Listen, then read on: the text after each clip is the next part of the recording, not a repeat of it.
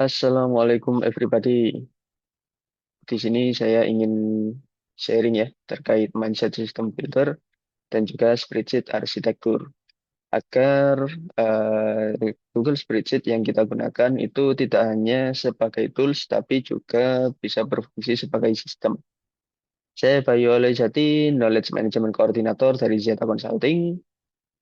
Silakan disimak. Pertama-tama apa yang ingin saya share ya di kali hari ini itu tentang Google Spreadsheet itu sebagai tool atau sebagai sistem. Yang kedua, konsep dan arsitekturnya seperti apa. Dan yang terakhir, tentunya kita akan melakukan praktis ya, dan juga review bersama. Nah, kenapa sih harus Google Spreadsheet gitu? Ini yang menjadikan saya ya, waktu itu berpindah dari belajar Excel menjadi belajar Google Spreadsheet. Dan ini menurut saya memang sangat powerful untuk UMKM ya. Karena beberapa alasan berikut. Yang pertama, Google Spreadsheet itu bisa diintegrasi antar file di spreadsheet. Nah, Google Spreadsheet sendiri itu memiliki fitur ya yang bisa mengimpor dari satu file spreadsheet ke file spreadsheet yang lain. Kemudian yang kedua, ini bisa digunakan sebagai real-time collaboration karena datanya sudah ada di cloud dan juga kita bisa mengundang siapa saja yang kita butuhkan untuk editor ya, menjadi editor bersama atau bisa jadi komentator atau juga bisa sebatas viewer. Kemudian yang ketiga, nah ini yang penting juga yaitu versioning and audit trail. Apa maksudnya? Setiap kali kita mengedit ya, setiap kali kita mengedit itu bahkan dari posisi sel pun itu bisa kita lacak. Kita mengeditnya siapa yang terakhir mengubah, terus dia dirubah apa. Jadi misalkan kita ada kesalahan dalam input, itu bisa kita tracking siapa yang bertanggung jawab dan juga apa yang sudah dia rubah. Jadi misalkan kita lupa rumus apa yang sudah kita pasang dan juga misalkan ada data penting yang ternyata di otak-atik sama seseorang, itu bisa kita lacak. Dan juga kita bisa restore nanti. Kemudian yang keempat, ini seperti yang tadi sudah disebutkan, yaitu aksesnya sudah cloud. Jadi kita nggak perlu lagi ya, selesai ngedit di save, selesai ngedit di save. Di sini akan secara otomatis terubah. Kemudian, nah ini yang penting biasanya untuk kita ya, yaitu efisiensi biaya. Kenapa? Yang pertama Google Spreadsheet ini gratis. Jadi kita tidak perlu subscribe apapun, tinggal daftar aja akun Gmail ya. Nanti insya Allah kan bisa langsung untuk membuat file spreadsheet. Ini lima hal pentingnya, lima hal kenapa saya lebih memilih Google Spreadsheet ya daripada eh, aplikasi yang lain. Nah, kemudian menurut teman-teman semua nih, eh, kapan Google Spreadsheet itu sebagai tool, hanya sebatas tool, kapan Google Spreadsheet itu hanya bisa upgrade untuk menjadi sistem. Di sini ada beberapa tabel ya, yang sudah saya bedakan berdasarkan aspeknya, yaitu yang pertama tujuan. Jika Google Spreadsheet itu hanya eh, sebagai tool, itu biasanya hanya digunakan untuk pencatatan data saja. Jadi mencatat data, kemudian nanti terkait hasil akhirnya seperti apa itu tergantung ya kita mau olah seperti apa. Kalau sistem, nah ini di sini kita sudah memikirkan nih Google Spreadsheet itu tujuannya sudah sebagai mesin operasional dan juga reporting. Jadi kapanpun kita input di situ report akan langsung secara otomatis muncul. Kemudian cara pakainya, Jika hanya sebatas tool, itu biasanya kita input dan edit secara manual. Pernah nggak teman-teman merasakan Google Spreadsheet ini hanya sebatas seperti kalkulator?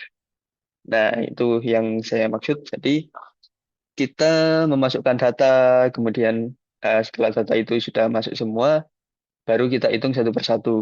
Nanti berganti bulan, begitu lagi. Ganti bulan, begitu lagi. Jadi, nggak ada proses otomatis di situ ya. Jika digunakan sebagai sistem, maka ini kita sudah punya flow-nya biasanya. Yang pertama dari input itu langsung diproses otomatis dari beberapa engineering yang kita pasang dan nanti akan menghasilkan report. Kemudian yang ketiga adalah struktur. Jika hanya sebagai tool itu biasanya tidak terstruktur. Pasti ya, pasti tidak terstruktur.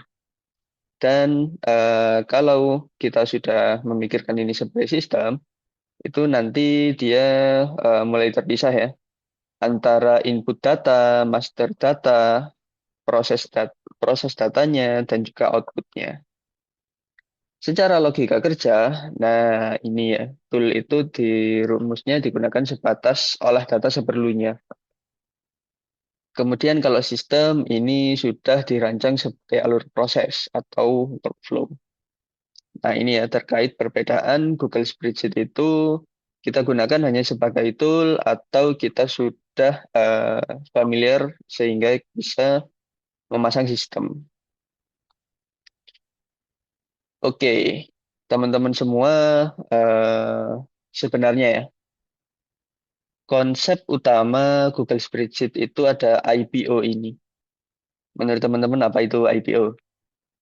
Yang jelas kita bukan mau ini ya masuk bursa saham gitu. Nah, IPO konsep itu input proses output.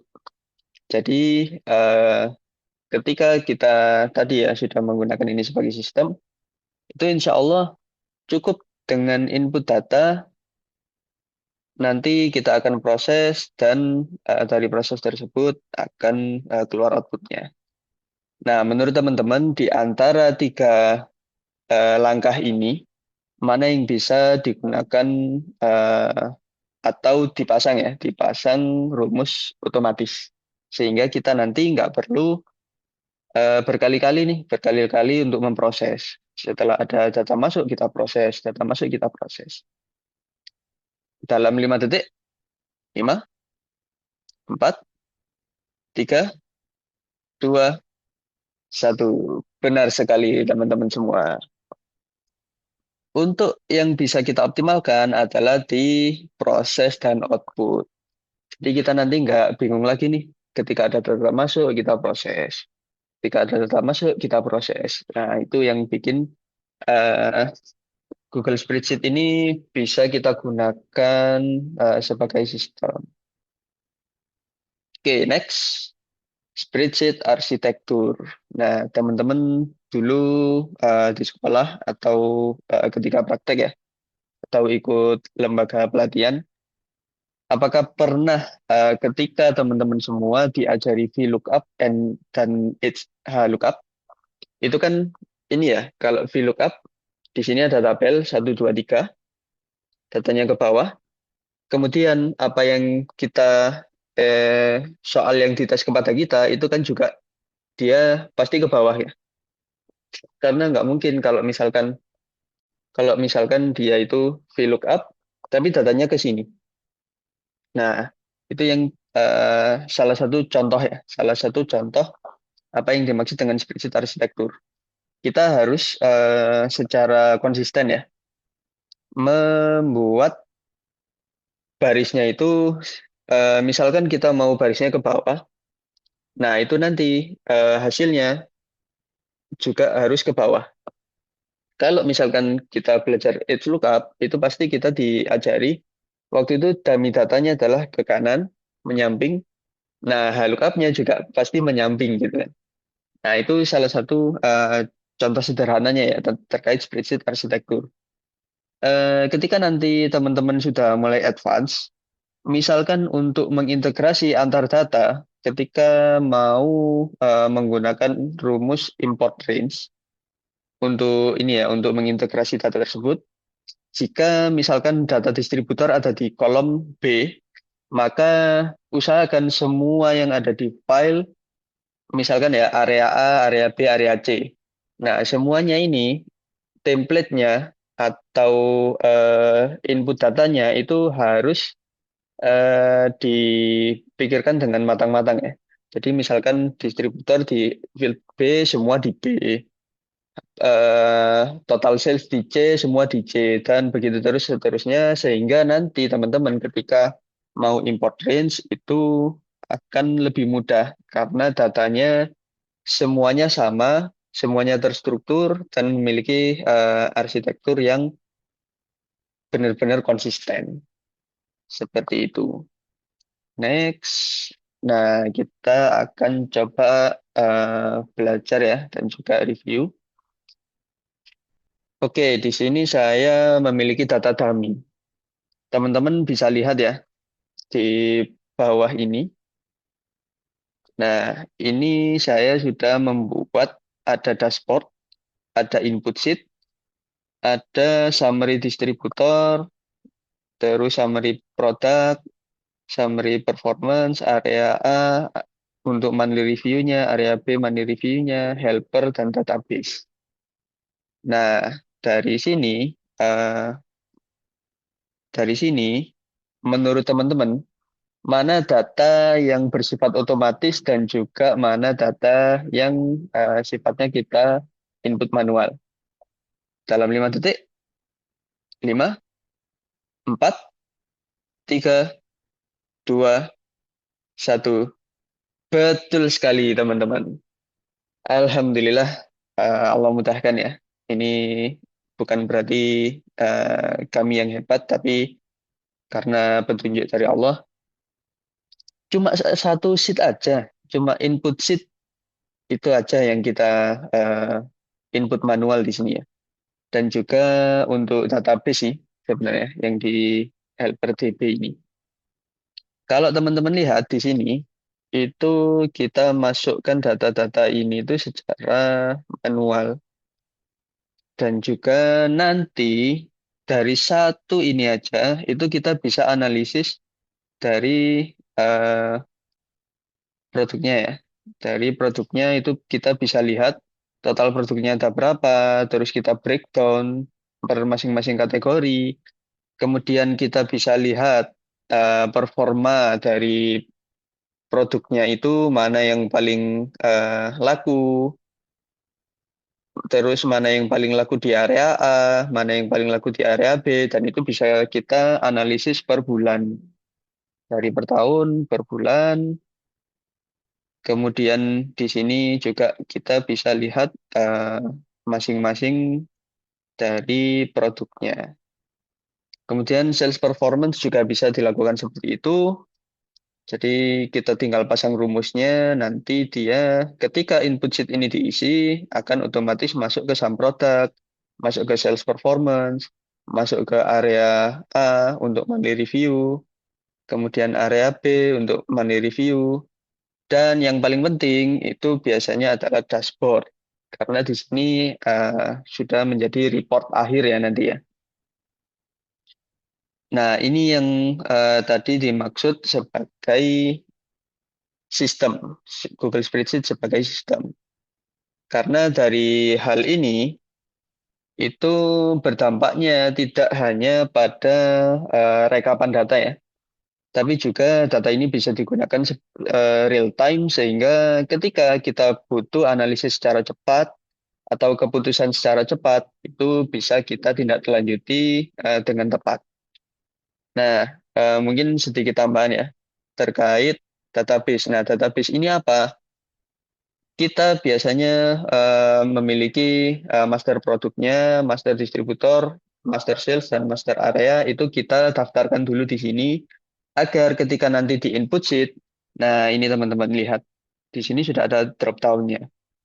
Kenapa kok wajib seperti ini? Nanti teman-teman kalau misalkan tidak digunakan drop down seperti ini, itu khawatirnya ada ketidaksesuaian penulisan ya. Ketika penulisan itu tidak tepat, nanti hasil lookup-nya itu akan berantakan. Nah, itu pentingnya eh, dari beberapa input data ini yang perlu distandarisasi itu lakukan saja drop down. Oke, mari kita coba ya. Di sini misalkan aku input di bulan Desember. Contohnya seperti ini, penjualannya dari sales B, area A. Misalkan terjual sekitar 300 kilo, 300 ribu kilo, kemudian nilainya adalah 10 miliar. Nah, kita cek nih di dashboard. Nah, ini kan dia otomatis ya, kita bisa lihat langsung ya, Desember itu sudah terjual 300 kilo dan juga menghasilkan uang 10 miliar. Nah, kayak gini nanti.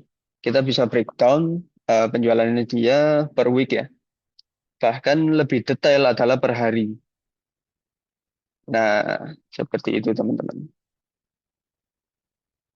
Kemudian di sales performance, ini juga kita bisa langsung masuk lihat datanya salesnya yang berprestasi gitu kan biasanya kan. Nah, ini tadi yang Desember sudah menjual 300.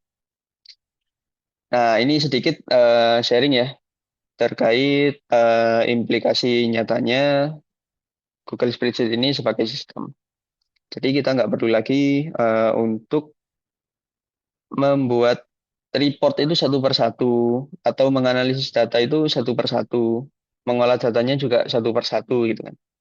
Jadi cukup kita lakukan ini di input, nanti eh, hasilnya akan bisa menyesuaikan dari periode per periode. Seperti itu teman-teman. Nah, ini contoh data. Terus bagaimana kalau teman-teman mau membuat dari awal? Nah, ini aku sudah bikin ini data dummy ya, teman-teman ya. Nah, ini inputnya. Terus mari kita coba setelah input ini, lebih baik ada master data. Master data ini untuk apa? Ya tadi ya, meregister apa namanya field-field yang di input sheet yang perlu kita standarisasi.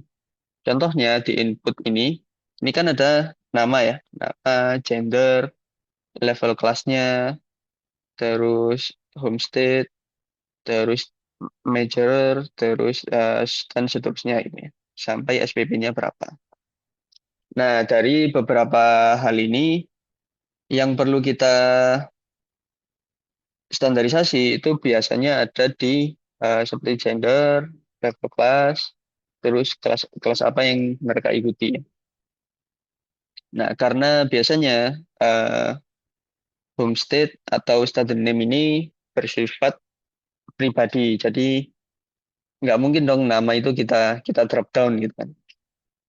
Kecuali kalau memang nanti teman-teman akan membutuhkan ini sebagai hal yang perlu didaftarkan. Nah, itu silakan bisa di drop down. Oke, contoh di sini gender ya. Ini masih belum di drop down, maka kita bikin master datanya di sini gender, male, terus female. Kemudian apa lagi? Kelas level. Ini kelas level. Kemudian major sama extracurricular activity. Kita langsung kopas saja.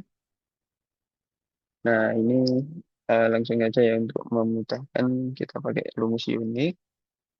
Terus kita paste biasa, ini juga unik.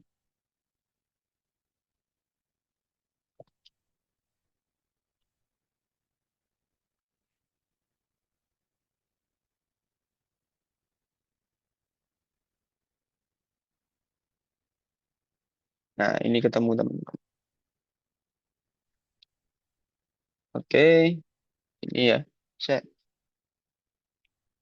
Oke. Kita ganti dia drop down.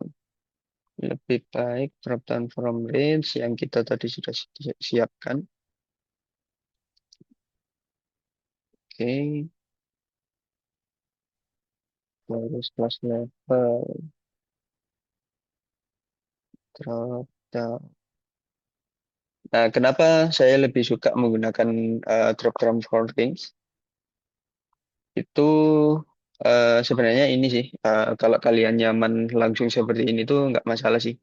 Cuman saya pribadi ya, itu nggak nyaman karena ketika misalkan kita butuh untuk menambah ini, menambah kategori, itu teman-teman ngeklik di sini dan nanti seperti ini ya, nanti ditambahkan, ditambahkan, ditambahkan gitu kan. Nah, kalau datanya tadi sudah banyak banget, itu kita nggak bisa tracking teman-teman. Kalau kita lihat tadi ya, yang di sini ya. Lah, ini kan untuk produknya kan ada 1.300 sepanjang ini. Kalau teman-teman mau nambahkan satu persatu, itu nanti bingung ya, bisa bisa bingung gitu kan. Dan kita nggak bisa nge-track kita punya produk itu berapa sih gitu kan. Nah, kalau kalau kita daftarkan yang seperti tadi itu kita nanti bisa analisis, oh kita kita itu punya 1.300 produk loh. Nah, gitu. Itu salah satu ini ya, salah satu manfaatnya. Oke, kemudian major, drop down, from range, set, oke,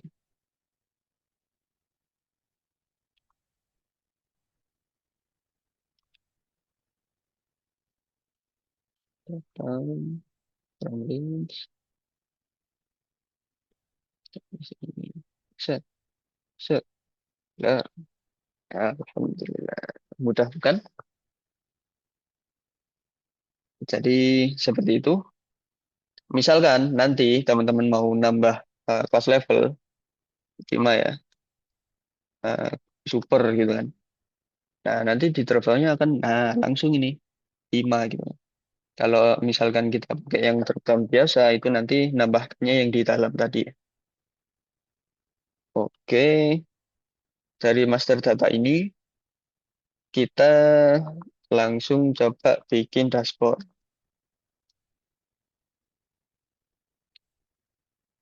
Yang pertama, biasanya kalau datanya seperti ini, starter name, gender, class level, nah itu langsung kita bikin total ini ya, total murid.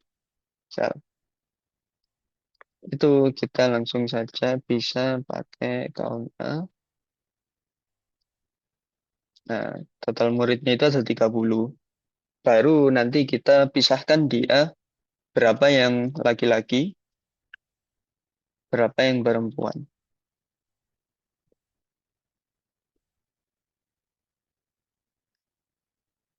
Bisa menggunakan rumus count if,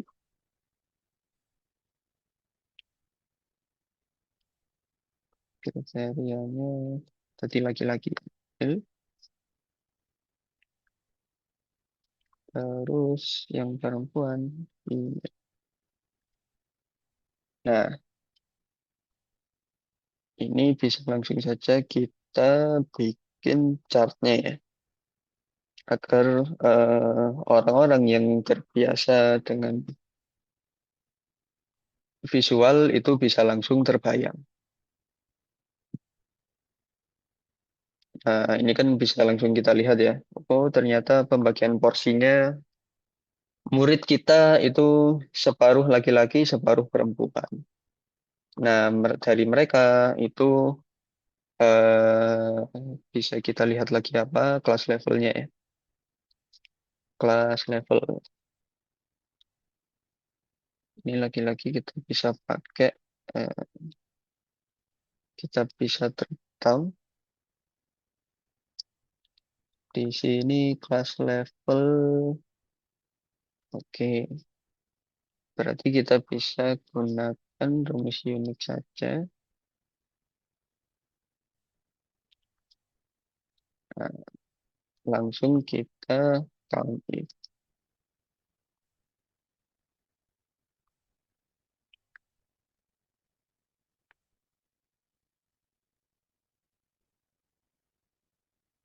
Nah, alhamdulillah ketemu. Terus kita langsung bikin chartnya.